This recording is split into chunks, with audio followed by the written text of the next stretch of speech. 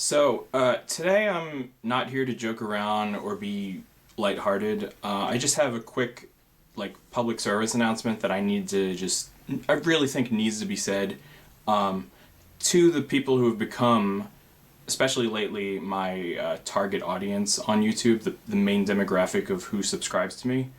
That demographic is students, people, young people who I've taught or at least supervised in front of the classroom throughout the years, and especially lately. First of all, for those of you who are actually interested in checking out and seeing the entertainment and thoughts that I have to offer on this channel, I say thank you. You're very welcome to watch this. You should know, for those of you who are sophisticated enough to know, there's a time and a place for entertainment. And some of you know that. Some of you will go home and subscribe and watch things that I put on here and really take the time to listen. And those are the students. You are the ones who I make this for. You are my target audience. And to you I say, welcome to the channel. But for the rest of you, I know, and I'm not oblivious to this fact. There are students who subscribe and comment on my videos for the sheer purpose of harassing me, and it is harassment. Another word for that is bullying. Now, it's kind of hard to bully a teacher if you're a student, because bullying usually implies that there's like an equality, or you're in the same peer group. And so, I'm secure enough with my life and the things I've got going for me that nothing you can say, no spam comments or, making fun of my videos at school, or if you find them and then come to school and quote them in a mocking way, that will not shake me. That will not do anything. That will not make me lose sleep at night. And it doesn't. But it is part of my job it is my job as an educator to educate, and to make sure to at least try to stand in front of younger people and hope and offer them a chance to be better listeners, so that you can grow up to be more successful, likable, safe people, right? If you go out into the world and mock everyone for things that you don't think are serious or are not cool or whatever, you're gonna end up in a lot of trouble real quickly, right? If you go out on the street, if you go mock everyone on the street and show them disrespect, and go to work, and you eventually you're gonna have to find jobs and go to work. Or if you think the way someone talks or the things that they make or their little quirks are stupid or easy to make fun of, if you do that, there's eventually going to be someone who doesn't take kindly to it, and might react in a way that you don't appreciate. And some people will not be patient enough even to react maturely themselves. And some people might lash out at you for offending them, right? And I don't want you to get in trouble that way. I'm mature enough, right, as an adult, not to lash back at you, but I will discipline you. I will not condone your behavior. So I will give you the respect that you give me. And I think when you enter a classroom as a student and as a teacher, you should enter with the assumption that there's supposed to be this exchange of respect, right? And the student, the teacher stands in front of the classroom and knows that these are kids, and you're here to educate and not offer, not act immature yourself. You have to set an example, and that's what I strive to do as a teacher. Likewise, students should come into the classroom with the assumption that the adult authority figure has been placed there for good reason, because they made it to that position, because someone trusted them to be there. And you should go into the classroom assuming that that person is going to be a good role model. Now, that's not always true, and I know that. I know some teachers are not good role models, and that is heartbreaking, and that is a terrible thing. Those are the teachers who hopefully do not last long in that profession.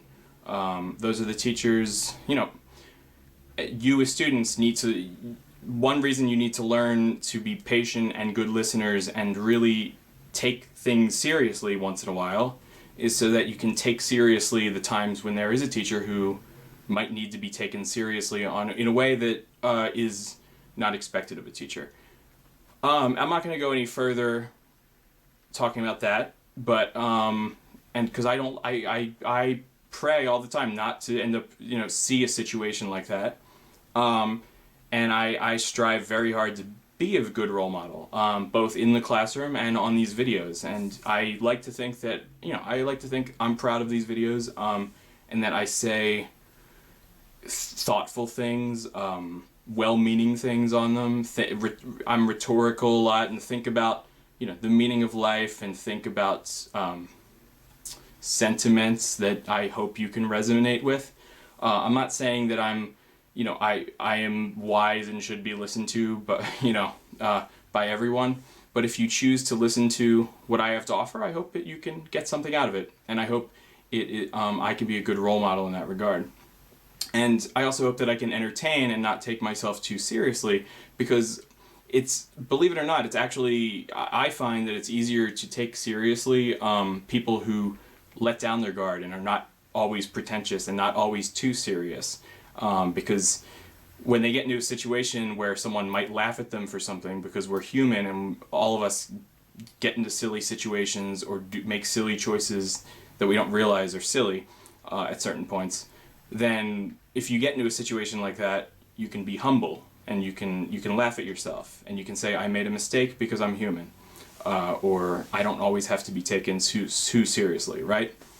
Mature adults make comedy, engage in comedy, and that's a healthy thing, because we want to laugh sometimes, right? But there's a time and a place for that. There's a time and a place for entertainment, and in the classroom, sometimes that's the time. It depends on what the teacher designates in the classroom. There needs to be a balance of that, right? And if you're always laughing and always just looking at the absurd things on the internet, then you lose the purpose of that absurdity, and you lose the comic relief between the serious things that you really need to think about in order to hone your skills and sharpen your mind, so that you can go out into the real world. Because most of the stuff that you have to deal with when you grow up are serious things that you can't just laugh off. You have to pay bills, you have to get educated, you have to find a job, you have to relate to people in a way that shares that respect, right? And that goes for everybody, not just teacher and student. When you get out into the world, you're going to have someone you need to report to, like a boss, who you have to show respect, or else you're going to get let go from your position. And likewise, you shouldn't talk to your parents that way, I don't know if you do talk back to your parents, or if they put up with it, and if that is the case of how your home life is, I'm sorry. I'm very sorry.